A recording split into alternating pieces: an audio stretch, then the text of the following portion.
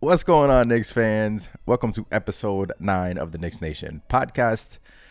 We are recording this on May 3rd. The New York Knicks have tied the series 1-1 with the Miami Heat. I'm joined by my co-host, Chris. Chris, what's going on, man? What's going on, Ann? How's it going, man? It's going great. We got a victory. You know, they say there's no such thing as a bad win, right? Oh yeah, you could say that, man. A win is a win. A win is a win. And we needed that win. You know, that game start, first half, was kind of watching the offense, Chris, was kind of rough. Yeah, I mean, it wasn't pretty, that's for sure. I mean, let's just put it that way. It wasn't pretty, but hey, we needed the win. It was crucial to not go down 0-2. Not to this Miami Heat team.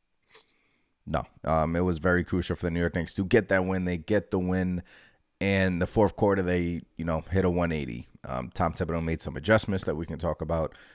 He actually went with Quentin Grimes over R.J. Barrett to end the game, even though R.J. Barrett started the game, Chris, 16 first quarter points. R.J. Barrett continues his dominance, which is unbelievable. If you would have told me R.J. Barrett would have hit a 180, he would have turned into the player that we thought he was capable of, I would have looked at you and said, there's no way. But here we are, Chris. And, it started game 3 versus Cleveland. And every single game from then has been simply incredible for RJ Barrett. Yeah, it's like, something flipped inside of him. And next thing you know, he's scoring. He's scoring at a high clip. He's playing a lot smarter. He's dishing the ball pretty well. And most importantly, what we're seeing here in this Heat series, he's hitting his 3-point shots. The Heat, they're giving that shot up for him. And he's like, hey, you know what? I'm knocking these down. And it's awesome to see RJ, excelling rather than, just doing what he did earlier in the season. I'm happy to see it, man. Yeah, RJ, like you said, last game he was hitting his 3-point shots.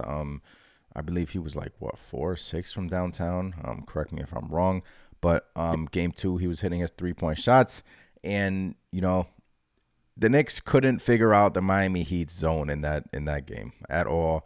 They were giving the Knicks trouble on offense. The offense was very stagnant, and then all of a sudden fourth quarter hit.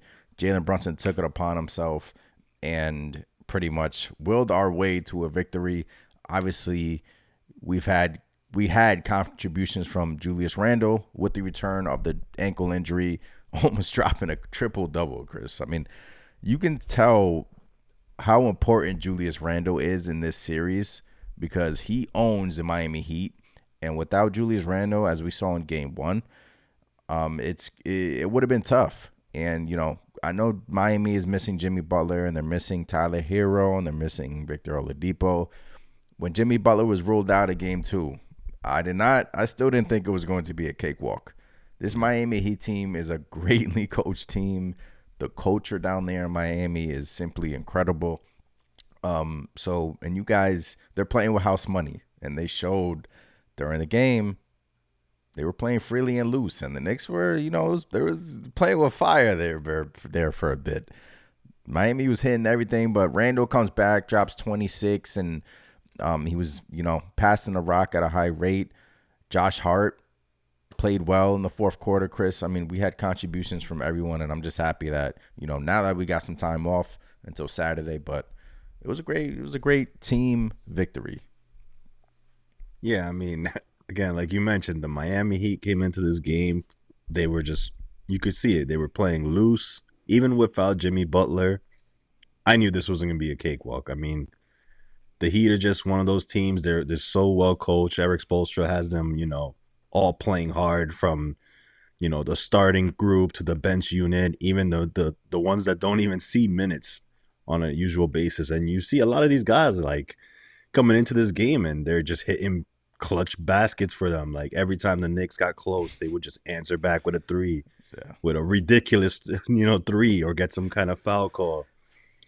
It was a scary game to watch in some aspects, simply because, like you mentioned, Jalen Brunson was struggling.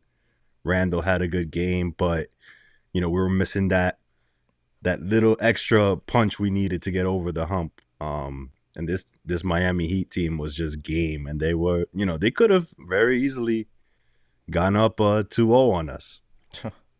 Luckily, Jalen Brunson, snapped out of his little funk and just bombarded the Heat in the second half. I mean, especially in that fourth quarter, right? Especially in that fourth quarter, he was just hitting three after three after three, and I knew it. It was just like, come on, Jalen, just get one or two to go, get your rhythm going, and then everybody knows what Jalen Brunson's capable of doing once he gets going, and that's what we saw. And like you said, team effort, because without Hart, without Randle, without Josh Hart, basically everybody on the team, we don't get this win. No, and the game started off. Robinson gets in foul trouble, and Hartenstein. When I tell you his impact on game 2 was, very important for us to will our way to a victory. He was a main key contributor in this game. I mean, he came in the game, gave us energy, offensive rebounding, diving on the floor. I don't think we win this game without the contribution from Hartenstein, Chris. I really don't. No. 4 offensive rebounds, 5 defensive rebounds, 9 rebounds total, 1 block shot. And, if the numbers don't show it in the box score, but if you're watching the game, he did simply everything. And basically close out the game until about like 2 minutes left when he put in Mitchell Robinson back in the game.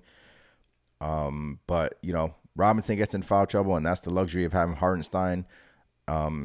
Robinson has been like, these first couple of games he hasn't, had the games that he's had versus Cleveland. He had the double-digit rebounding game in game 1, but seems like Miami wants to bring him out away from the basket. Obviously, he's guarding Bam Adebayo, but, what Miami wants to do on the offensive end, Chris, is just shoot threes. They want to shoot threes, and they're going to shoot them. They've been first round, they were a great shooting team versus the Bucks. March, they were a great 3-point shooting team. They closed out March a great with high percentage shooting the 3. So when you have Kevin Love, Cody Martin, Gabe Vincent, man, what a player, right? Max Strus, what a fine man.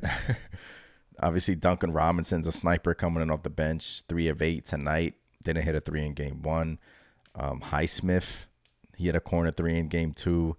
So, Kyle Lowry finally fell back to earth in game 2. Thank goodness. I mean, that game 1 game was simply like looking like the old Kyle Lowry. And I was just like, it's not going to sustain. Toronto Kyle Lowry right there. Championship run Kyle Lowry. Yeah. I mean, that game 1 still frustrates me because we had so many opportunities to win that game. But, hey, that's the playoffs, man. So, Heat, man, they're this is going to be a tough out, Knicks got their hands full. I'm still sticking with my pick, Knicks in 6. But, to everyone that thought this was going to be a cakewalk, think again, because now we're going to Miami and we have to do what Miami did to us, split 1. And, MSG South will be traveling down to South Florida. I will be at game 3. But, Chris, man, it's not going to be an easy cakewalk at all. No.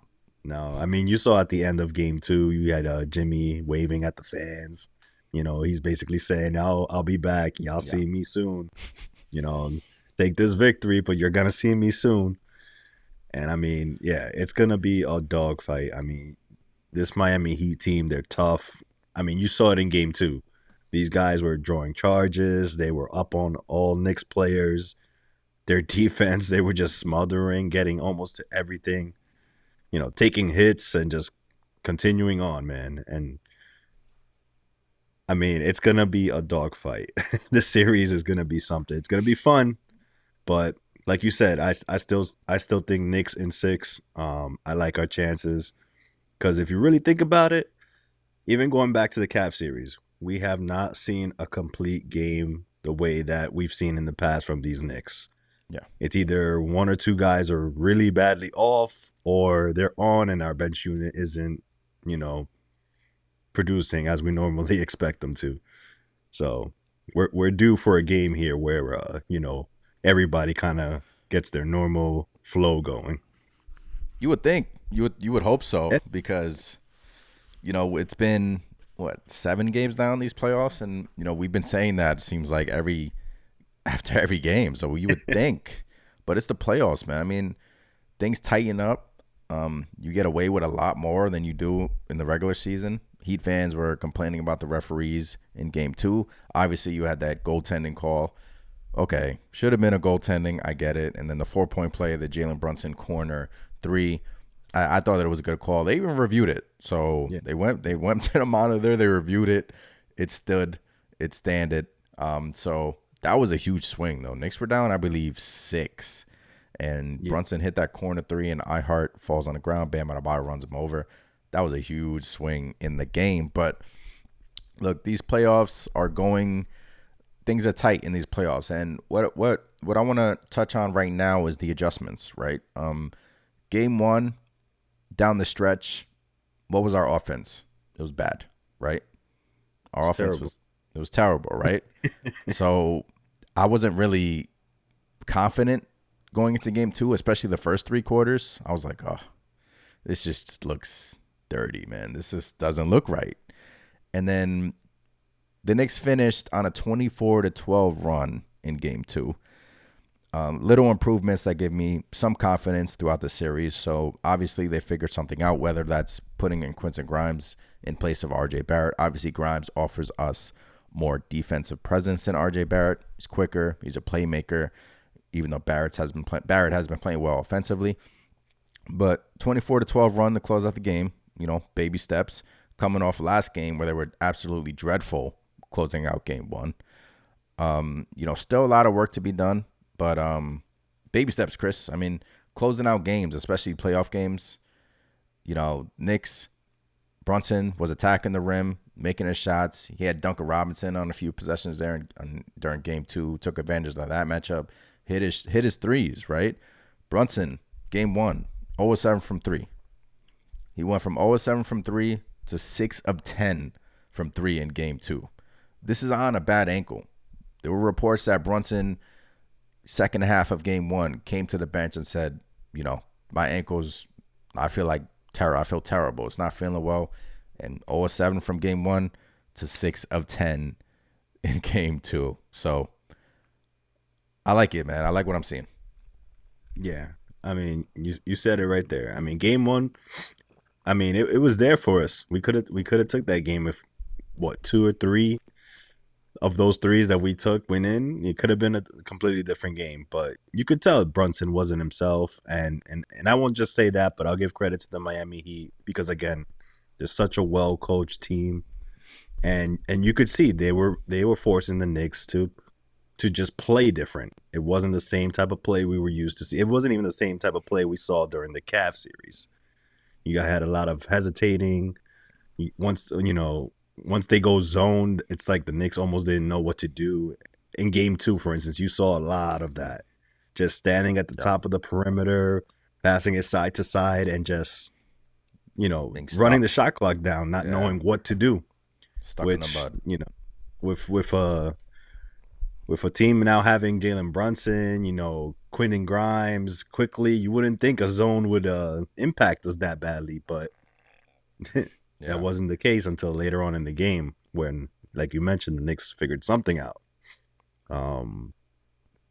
which was interesting to me, because again, RJ Barrett didn't finish that game, so hey, makes me wonder, Yeah, a lot of Knicks fans are questioning that, but it was working, man. Down the stretch, look, you got to throw away egos, man. It's the playoffs.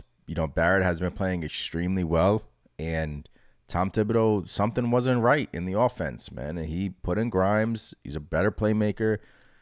Right now he's not a better shooter than RJ Barrett, which sounds crazy, but he's coming off the injury. But Grimes, he's a catch and shoot player, quick release, defense too, and Grimes plays defense. So Grimes played down the stretch. It's going to be interesting whether he starts to get more minutes because first 3 quarters, Josh Hart, they were leaving him open in the corner, and he was very hesitant shooting the 3. There was a lot of times, right, he was pump faking all the time, pump fake. And I think it's no secret that Josh Hart, he'll drive the ball, he'll push it on fast breaks, he'll play amazing defense, but I think it's no secret that he really doesn't want to be the go-to option as far as, shooting a three-pointer. He'd Yeah. rather swing the ball to the next open man, things of that. But you did see with that zone, they were leaving him open, and he hit some big threes for us. Don't get me wrong, but I think I think that pretty much sums up that little adjustment that Tibbs made at the end of that game, where you know even with RJ playing as well as he did, I still think Miami lives with him hitting threes Yeah. versus letting somebody who is a good shooter in Quentin Grimes. I think that just opened the floor up a lot more for Jalen Brunson and others to work. Because you can't just leave Quentin Grimes wide open; he'll knock it down. I think that was part of the adjustment. I think that's maybe the key to it. Just what got things flowing a little bit better for them late in the game. The difference between the two games, I mean, first game we were cold, man, ice cold. I mean, we shot 20% from three. Second game, 16 to 40 from three, 40% from downtown. So he shot 34%, even though it seemed like they couldn't miss anything, man. I mean, they got some snipers on their team. You're going to leave them open, they're going to make them. Cody Martin, Vincent, 4-12 from three, but you leave him open, he's going to make it. Strus got banged up there at the end, hurt his back, but I believe he did. He came back in the game, right? I Yeah, he think so. came back, and I think he hit a pretty big three right after he. Well, did he hit a big No, three? that was I think that was No, that was Gabe Vincent. Actually, he got like elbowed in the face and came back and hit a freaking like 30-foot three. The yeah, guy is freaking crazy, yeah. man. Like what a find. I just want to say what a find for the freaking Heat. They always seem to find these undrafted players who they're just snipers, man. I know. I know. And, you know, we got to talk about Emmanuel quickly. It's just, bench unit for the New York Knicks tonight. Obi Toppin, tonight, not tonight. During game two, Obi Toppin, 0-2. And I believe early in the pod, I said Julius ran at 26 points, but he scored 25, 12, and 8. 2 assists away from a triple-double. So, excuse me on that. Obi Toppin, 0-2. Emmanuel quickly, 0-4. Quincy Grimes, 0-2. So, combined, 0-6 from three from the bench. We got 12 bench points. Miami's outscoring the New York Knicks off the bench, which is crazy to think about because the Knicks have been, that has been our strong suit. And, a lot of talk has been whether or not you continue to go with Josh Hart in the starting lineup and whether or not you switch out Hart, put him back on the bench, maybe give the bench a little spark and bring Quincy Grimes, bring him back in the starting lineup, Chris. I mean, something has to jumpstart our bench unit. Obi Toppin had a good game one. Don't get me wrong, but it's just Emmanuel quickly just hasn't. Aside from game 5 in Cleveland, he just hasn't gotten it going. He just hasn't looked right. Still shooting the ball with confidence, which we love to see. It's just short, in and out, just a lot of bad luck coming quickly his way. Eventually, he's going to have a good game like he did in game 5, but if the Knicks want to win this series, I ultimately think that quickly needs to, show up here. Yeah, I agree. He's just he looks a little, hesitant out there. I mean, I can't put my finger on exactly what it is, but I'm not. I don't know. Fourth It's quarter, he almost did. like Sorry to cut you off, but fourth quarter, he no, did hit 2 shots back to yeah, back. And then Brunson was already at the scores table. So he was coming in for him regardless, but quickly hit 2 shots back to back. He was like, all right, let's get going, see if I could build my confidence. Hopefully I could build his confidence. And then he got taken out, and you saw him at the end of the bench kind of like frustrated. But yeah, yeah, hasn't been good. yeah. No, I mean, I can't quite put my finger on it. I mean, it's not the IQ that we know. Whether it's just the Heat playing him tough, and maybe he's just not able to get to the spots that he would normally get to, and you know, I don't know. I can't put my finger on it with IQ. I'm hoping he gets into a rhythm, but he hasn't really played too much. He also because like you said, playoffs. Tips is making changes, adjustments. Some of these guys are just not getting the same minutes they were accustomed to. Maybe it could be something like that. Maybe he just has to find a way to be more aggressive early on rather than just you know fear getting pulled or something. Yeah, he just had some bad matchups. Versus Cleveland, he had Karis LeVert. lengthy player, bad matchup. Miami seems to, know what he's going to do, seems to predict what he's going to do next. So whether or not that's the case or just whether or not he's just playing, at the end of the day, you can come up with any excuse. He's just not playing well. 9 minutes, that's crazy because quickly he's normally in the 20s. But, Obi Toppin didn't really play well at all in game 2. But, these guys, I'm not worried. I'm not really worried about them. I mean, at the end of the day, I know these guys can perform, especially Obi Toppin, because Obi Toppin has shown us these playoffs that he could perform. And he's not afraid of the big moment. He's performed in the Cavs series, and game 1, he did his thing. So just have to get IQ going. Come on, IQ. Come on, quickly. Yeah, for sure. I mean, like you said, Obi didn't have a good game either. And, that was a little concerning for me, but he really hasn't played bad, especially in the playoffs. I mean, Obi has been hitting his threes. He had some really bad looking air balls in game 2, but Oh, yeah. I mean, and then he got pulled shortly after that. But but yeah, we definitely need our bench unit to kind of wake up and step up here because I don't know if you go with the taking Hart out of the starting unit simply because You wouldn't? we're gonna need him guarding Jimmy Butler once he's back. I mean, You don't think I think Grimes is capable of doing that? I think Grimes is capable for sure, but I mean, I think the problem with both guys is they're they're kind of on the smaller side, and you saw it in game 1 when Jimmy was just it was getting fed the ball down low and just going up for easy layup after easy layup after easy layup, or just a Kevin Love outlet pass to Jimmy Butler. Yeah. And even if Hart was down there, he couldn't do much about it. So, I mean, that's Hart, the troubling part of it for me. But I just feel like Hart is more of a pest at this point in time than Grimes is, where he can really give Jimmy a challenge. he's more Not to say physical. that Grimes can't. Yeah, exactly. Yeah. Not to say that Grimes can't do it as well, but I guess at this point I have a little more faith in Josh Hart. Yeah. I think Grimes can do it. It's just that maybe Grimes. I think Grimes can do it, man. I do. If you put Grimes back in the starting lineup, I do think that he can do it. Tom Thibodeau, kind of tinkered with it before the game 2. Somebody asked him about, would you consider putting Grimes back in the starting lineup? He was like, we'll see. We'll see when the game starts. Maybe they were waiting on Jimmy Butler's status, but he didn't play, and, Hart still started. So, we'll see. I mean, I don't think it's, I'm looking for anything to jumpstart quickly's confidence, right? Maybe bringing Harden off the bench can do that, but I don't think, that's really a big deal. Against the zone defense, you want Grimes to shoot the rock. In the last 2 games versus the Miami Heat in the regular season, Grimes had big blow up games versus them. He was shooting the ball really well against the zone defense. So that's the only reason why I would go with Grimes in the starting lineup, but he hasn't been shooting the ball well in these playoffs. So, you take what you can get. I mean, at this point, I don't think they'll go that route because, Hart has been starting now for what, 4 straight games, something like that. So we'll see. It all depends on Quentin Grimes' health too.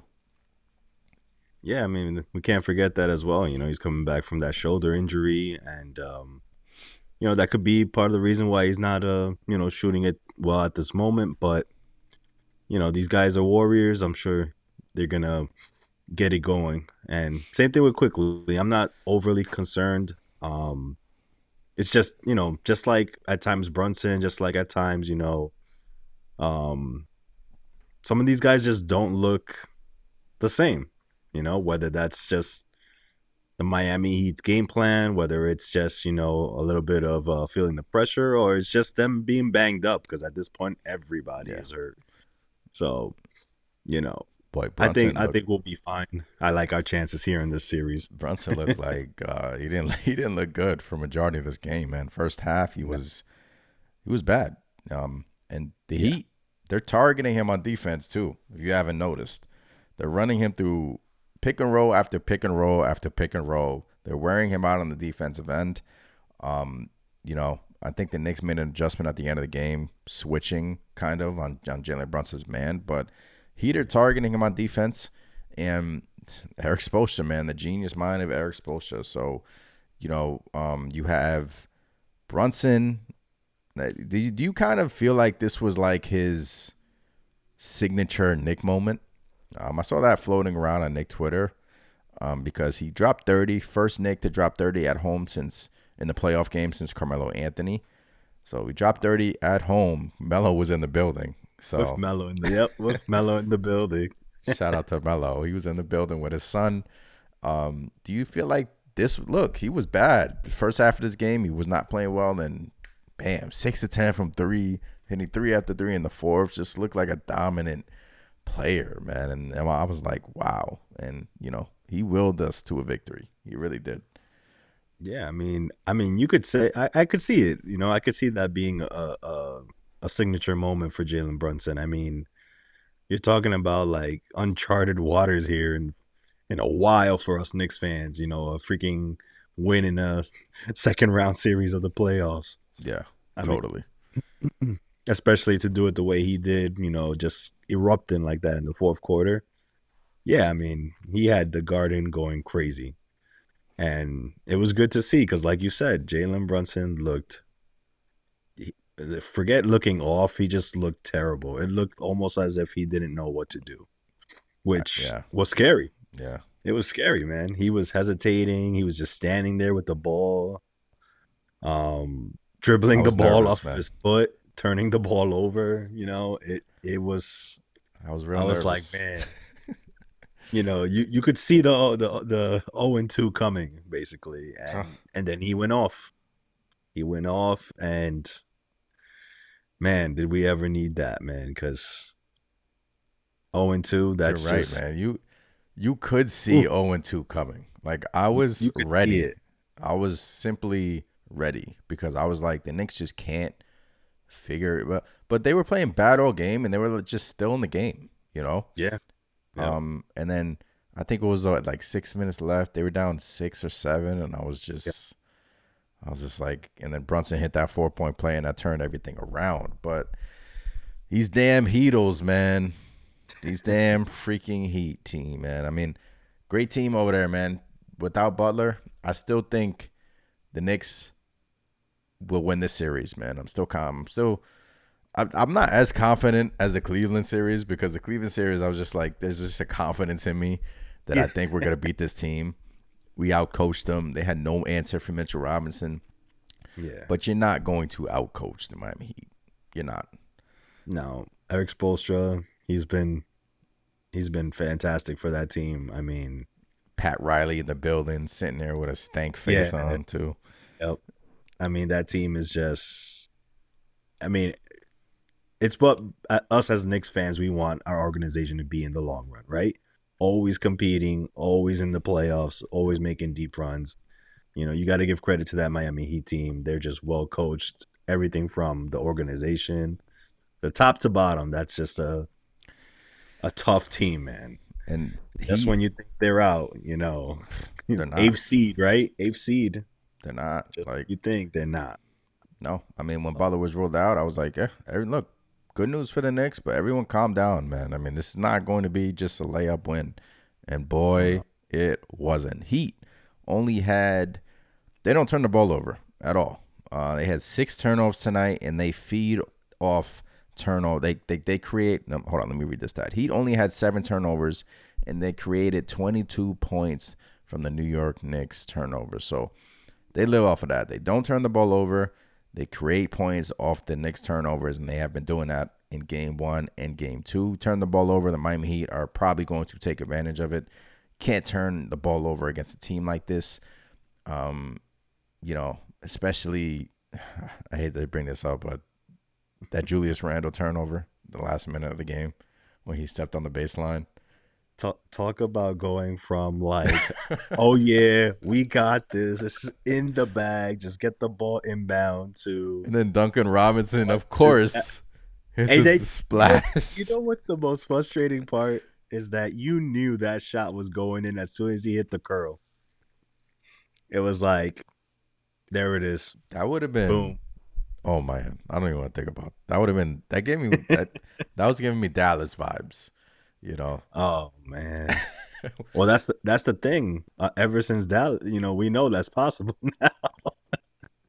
Yeah, I But mean, it's just I guess what I'm trying to say is the Heat are disciplined. You know, Knicks, they have veterans on their team that are disciplined. You know, Kevin Love is rarely going to make a mistake. Butler is rarely going to make a mistake. Kyle Lowry coming off the bench, high IQ players.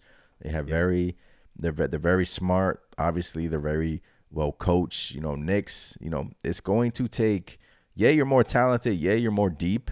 And yeah, you should be able to beat the Miami Heat at the end of the day. But it's going to take a team effort. It's going to take everyone locking in. Those stupid turnovers cannot happen against this team. You cannot yeah, do that. You cannot, you know, it wouldn't surprise me if the Heat game 3 come out in a man defense and just switch it up. But they ran zone majority of game 2. Knicks, you know, they couldn't figure it out until the fourth quarter, right? yeah. So Brunson was like, "All right, guys, it's time for me to step up. It's time for me to take this game over." Yeah, yeah. I mean, it's insane to even think that, but we were lucky to still be in the game the way that we were. Aren't we weren't able to figure out that zone. I mean, We hit it's our it's shots nuts too, to. man. Yeah, yeah. As, I as mean, as it's not. simple as it sounds, like we hit our shots. I mean, Yeah, game 1, 20% from 3. Yeah, we've been a bad shooting team these playoffs. I think we're like the worst 3-point shooting team during these playoffs, and the Heat know that, and that's why they're leaving us open. So that's why when Josh Hart was hesitant at the beginning of the game, so many times, pump fake, driving the lane, pump fake. Fourth quarter, man, 2 big threes, including a big three in like a minute left. You know, huge, absolutely huge for Josh Hart, and he just has to continue to do that. Those corner threes, he should be knocking down, and yeah, that was those shots were huge, man. yeah. Absolutely huge for Hart. And he'll be getting those wide open looks, this series because I mean, even after he hit those two, he had another one that was wide open that he hit the front iron. But he's Yeah, gonna have those opportunities and just like they had him mic'd up and you could hear him telling Obi, hey, if you're open, take those shots. yeah, He has to listen to that same advice and just repeat it in his head whenever he's open because he's capable of hitting those shots. I mean, yeah. you know, if they're open, I don't care who you are, you could shoot 5% from three. If it's open, just take the shot. You know, at this point, you just got to, man. Yeah. Are you game 2, Mitchell Robinson, 21 minutes, couldn't really get in a rhythm, got into foul trouble early. Maybe the Heat, Bam Adebayo, I don't like that matchup for Mitch, but Adebayo's not really that great of an offensive player, but, Heat seem like they're taking advantage of Mitchell Robinson in terms of knowing that he's very capable of fouling you. He's very susceptible of, going for a pump fake. He did that twice in the first quarter. So you concerned about Robinson or, just one of those games? So actually going into this series, that was my biggest concern, believe it or not, was Mitch. Coming off that dominant series versus Cleveland, you still had that concern? Yeah. I did. Maybe not as much for him being on Adebayo, but just when they would switch him off onto Kevin Love. Yeah. Because that's where and that's what we've seen in the past as well. That's where the Heat will just take advantage of Mitch because one, they'll drag him out to the perimeter. And I know Mitch is athletic, but come on, a lot of times he's not going to be able to get back from the perimeter to contest something in the paint. Yeah. And it's just not realistic either. And then two, when there is a Kevin Love on him, Mitch is hesitant to go all the way up to the perimeter because he knows he wants to defend the paint. So what happens? Kevin Love usually ends up going off. I mean, we've seen it in the past, even before Kevin Love was on the Heat. That Yeah. was my biggest concern because to me it was like giving free 3-pointers, basically. Yeah, we saw that more in game 1 Yeah, where Mitch was guarding Love at times, and I think the Knicks nipped that in the bud real quick. But I do think Hartenstein offers more in this series simply because the zone defense, obviously you're gonna have the top of the key open, and maybe Hartenstein has a little float shot, a little hook shot down there. Mitchell Robinson doesn't have that shot. Yeah. Obviously he can dunk. He's a dunker. He dunks the ball. He finishes around the rim. But Hartenstein has that little hook shot, and he can also pass the rock, Hartenstein. And Mitch doesn't really have that in his bag yet. So I think Hartenstein will offer us, as we saw in game 2. I think he'll offer us a little bit more, especially if the Heat keep going to that damn zone defense. Yeah. Jesus. And iHeart, I mean, I know he hasn't showed it at all pretty much being with the Knicks, but he also has a pretty decent shot. I know he can hit he can hit the three here and there, but he can hit the midi too. So that should help against a zone. Whether they want him taking that is a different story. But like you said, we saw a couple times in game 2 where they would try to get the little quick pass into iHeart for that little floater, and he definitely can hit that. So I think you're right. I mean, plus the way he's been playing, all the hustle plays, keeping balls alive for us, offensive boards, iHeart is just rolling, and he's definitely going to be a key. And hopefully, hopefully this was just a stumble for Mitch in game 2, and he can just get it going and just be more disciplined in the paint and stay out of foul trouble, because I honestly feel we're going to need both of them. Yeah, totally. Mitch will bounce back, and I'm pretty sure he wants to bounce back. Game 3, Chris, back in Miami. What are your expectations? You think we can split them? I'm expecting Jimmy Butler to be back. You think he's gonna be back? I think so. The way he was waving to those fans, there was I'll be honest with you. I was surprised he sat out the game. There was screens of Jimmy Butler walking around the city. He didn't have any boot on or anything. Just out with a coffee and relaxing, whatnot. I was surprised that he actually sat the game. But you know what? Granted, they won the first game. They probably figured, why not? They got in there. They did what they wanted to do, which was get a game on our home court, just like we did to the Cavs, right? So now it's our turn to go to Miami and hopefully repay that favor. Got to, but I'm expecting a game Miami Heat team, and I'm expecting us to go in there. We're road warriors, man. We're gonna go in there. We're gonna be as healthy as we can be, and we're gonna fight for it, man. Both of these games have been close games, and I see the next one being the same. Hopefully, we can pull it out, man. It's going to be an absolutely dogfight. I mean, I feel like every game is gonna be close, man. I do, and that's gonna. I'll be shocked if there was a blowout in the series, like any game. My blood pressure's gonna go through the roof, man. I'm telling you, man. Every game, I don't think I can do this for the next 5 games, man. That game 2, man, got me. I was off the rails, man. I mean, then Brunson calmed me down there at the end, but I'm sure a lot of Knicks fans were off the rails too. But my expectations is, Knicks fans will show up in Miami for sure. Knicks have been a great road team all season long, especially during the Cavs series. They obviously won game 1 and game 5, right? So I feel like we have to do what Miami did. Split, take the first one, take the game on Saturday, take the pressure off of you, because if you go down 2-1, then that makes game 4 even bigger, man. You obviously don't want to go down 3-1 going into MSG, but I'm just happy that we're not down 0-2 going to Miami. I'm just happy that the Knicks pulled out that victory, but I do think this coaching staff will make the right adjustments. Obviously, we shot the ball well, and those are my expectations, man. Just play a game. We got 4 days off, until Saturday. 3 days off, right? 3 days off. Yeah. So, rest up. Julius Randle, Jalen Brunson, those guys will be fine. Got to get the split, man. Got to get it. We got to get it.